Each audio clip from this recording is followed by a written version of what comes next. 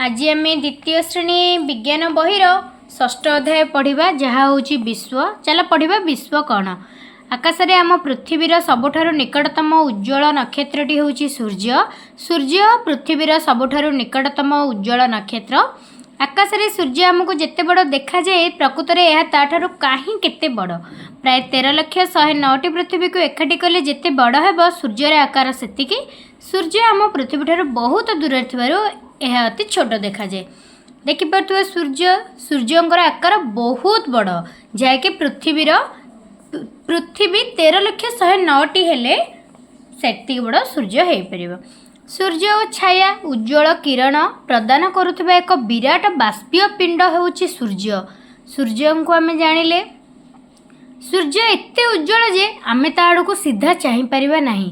सूर्य ठारू आमे आलोक उत्ताप पाऊ। सूर्य ठारू एते जोर रे आलोक आसे जे जहाँ आमे तांको सीधा आखिरे चाहि परिबा नहीं। तुम पई काम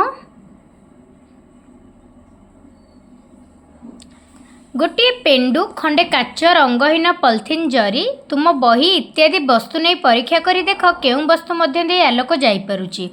जेउं वस्तु मध्य दे आलोक जाई पारे ताहाकु स्वच्छ वस्तु, जेउं वस्तु मध्य दे आलोक जाई पारे नहीं ताहाकु अस्वच्छ वस्तु कहा जाए। देखि पारले जहा दे आलोक जीव नहीं तार छायाटा पड़िबो सेटा होची अस्वच्छ वस्तु। जहा दे आलोक गति करि पारे ताहाकु आमे कहबा स्वच्छ वस्तु। सूर्य उदय सूर्यास्त और मध्याह्न समय निजर छाई को देखि यार लंब और आलोक उत्सर केउं दिगरे यह सृष्टि होउची टिपी लेख। सूर्य पराग और चंद्र ग्रहण आमे पूर्वर पढ़िले जे पृथ्वी और चंद्र सूर्य आलोक आलोकित हुअंती। पृथ्वी और चंद्र अस्वच्छ अटंती तेणु सेमानंकर मध्य छाया सृष्टि हुए। पृथ्वीर छाई चंद्र उपरे पड़िले चंद्र ग्रहण हुए। सेपरि चंद्रर छाई पृथ्वी उपरे पड़िले ताहाकु सूर्य पराग कहा जाए। अमावास्या तिथि रे सूर्य पराग और पूर्णिमा तिथि रे चंद्र ग्रहण हुए। एबे आमे प्रश्न उत्तर देखिबा। निम्नलिखित प्रश्न गुड़िकर उत्तर पूर्ण वाक्य रे लेख। पृथ्वीर निकटतम नक्षत्र किए? पृथ्वीर निकटतम नक्षत्र सूर्य अटे। केउं वस्तुर आलोक पड़िले छाया सृष्टि हुए? अस्वच्छ वस्तुरे आलोक पड़िले छाया सृष्टि हुए कारण से आलोक गति करिपारे नाही।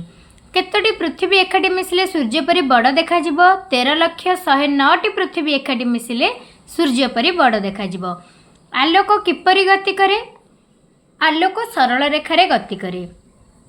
सूर्य पराग केउं तिथि रे हुए? सूर्य पराग अमावास्या तिथि रे हुए। चंद्र ग्रहण पूर्णिमा तिथि रे हुए। भूल वाक्य गुड़ी को ठीक करी आउ थरे लेख। पृथ्वी स्वच्छ होइतिबारु चंद्र ग्रहण हुए। भूल पृथ्वी अस्वच्छ होइतिबारु चंद्र ग्रहण हुए। चंद्र स्वच्छ होइतिबारु सूर्य पराग हुए। भूल चंद्र अस्वच्छ होइतिबारु सूर्य पराग हुए।